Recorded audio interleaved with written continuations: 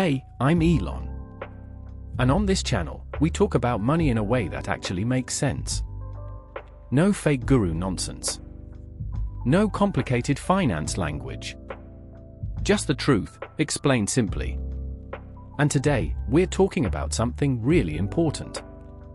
Why Japanese families save so much more money than most people in the West, and why the secret has almost nothing to do with discipline. Because most people think saving money is about self-control. It's not. It's about the system. And if your system is bad, even a smart person can stay broke. Let's start with a simple picture. Imagine your income is water. Every paycheck is a bucket of water being poured into your life. Now imagine your life is a bucket with a hole in the bottom. That's what money feels like for a lot of people. You earn. You pour. And somehow it still disappears. So what do most people do? They focus on getting more water. A raise. A second job. More hours. More hustle. But if the bucket is leaking more water, doesn't solve the real problem. You just watch more of it leak out. That's what happens to millions of people every month. They don't have an income problem. They have a system problem. And that's where Japan becomes really interesting. Because in many homes there, the bucket is built differently. A lot of people assume Japanese households save more because they earn more. That's not really the story. The real difference is not always income. The real difference is relationship. In many places, money is treated like permission. I got paid, so now I can reward myself. I worked hard, so I deserve this. I'll save what's left at the end. But that system almost always fails. Because there is almost never much left at the end. In Japan, the thinking has often been different. Money is not just something to use. It is something to respect. That sounds small. But it changes everything. Because when you respect something, you handle it differently. You pause. You think. You notice. And that pause is where better decisions begin. Let me show you the real battle. The most dangerous money moment is not payday. It's the tiny moment between. I want this and I bought this. That tiny gap decides a huge part of your financial life. Modern spending systems are built to destroy that gap. One-click checkout. Saved cards. Fast delivery. Subscriptions you forget about. Ads that make you feel behind. Everything is designed to make buying feel automatic. The faster you buy, the less you think. And the less you think, the more money disappears. Now imagine a completely different system. A system that slows you down. A system that asks, do I really need this? Do I truly want this? Or am I just tired, bored, lonely, stressed, or avoiding something? That question alone can save people thousands. Because a lot of spending is not about need. It's about emotion wearing a price tag. And most apps don't help with that. They don't stop the behavior. They just record it after the damage is done. That's like a security camera catching a thief after the house is empty. Useful? Maybe. But too late. This is where most budgeting tools get exposed. People download the app. They feel organized. They connect their bank account. They look at the charts. They promise to do better. Then life happens. A bad day. A stressful week. A lazy evening. A random sale. A small treat. And suddenly the budget is broken again. Why? Because the app gave information. But it did not create awareness. And those are not the same thing. Information lives in your head. Awareness hits your behavior. A pie chart can tell you that you spent too much on delivery. But writing down, by hand, spent $28 on food because I was stressed and didn't want to cook. That feels different. That lands differently. That makes the spending real. And real is what changes people. Now we get to the part that sounds almost too simple. More than 100 years ago, Japan developed a money journaling method built around a notebook. Not an app. Not software. A notebook. At the start of the month, you ask a few simple questions. How much money is coming in? How much do I want to save? What am I spending? How can I do better? Then during the month, you write down your spending by hand. Not just the amount, but the category. And sometimes even the reason. Needs. Wants. Growth. Surprises. And at the end of the month, you reflect. Not just, did I fail or succeed? But, what went well? What did I regret? What made me happy? What was a waste?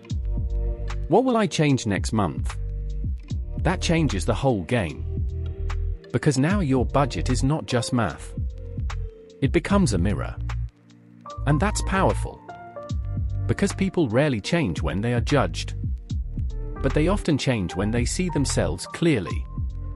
Now let's talk about one of the smartest ideas in this whole system. A very simple rule. Stop before full. In food, that means don't eat until you feel stuffed. In money, it means don't spend until there is nothing left. Most people use this sequence: earn, spend, try to save the leftovers. That almost never works well. The better sequence is earn, save first, spend what remains. That one change can completely transform someone's financial life. Because your lifestyle will always try to grow and eat whatever you make available. If you give it 100%, it will swallow 100%. If you give it 80%, eventually it learns to live on 80%. At first, that feels hard. Then it feels normal. That is how habits work. What feels small in the beginning becomes your new standard later. The trick is not waiting for discipline. The trick is building the order correctly. Save first. Live second. Not the other way around. This might sound strange, but for many people, the biggest enemy is not low income. It's unconscious spending. Because unconscious spending is sneaky. It hides in tiny leaks. A subscription you forgot. A replacement for something you didn't need to replace. Buying a second version of something you already own. A purchase made out of stress. A treat that became a habit. Convenience turning into lifestyle. One by one, these things don't look dangerous. Together, they build an expensive life you didn't choose on purpose. And that's why the deeper lesson here is not buy less. It's wake up. Wake up to what your money is doing. Wake up to what your habits are building. Wake up to what your purchases actually mean. Because money is never just numbers. It is direction. Every dollar says, build this life. Or drift further away from it. Here's the truth most people don't want to hear. Willpower is weak. Systems are strong. If your environment makes spending easy, fast, emotional, and invisible, you will probably spend more. Not because you are broken. Because you are human.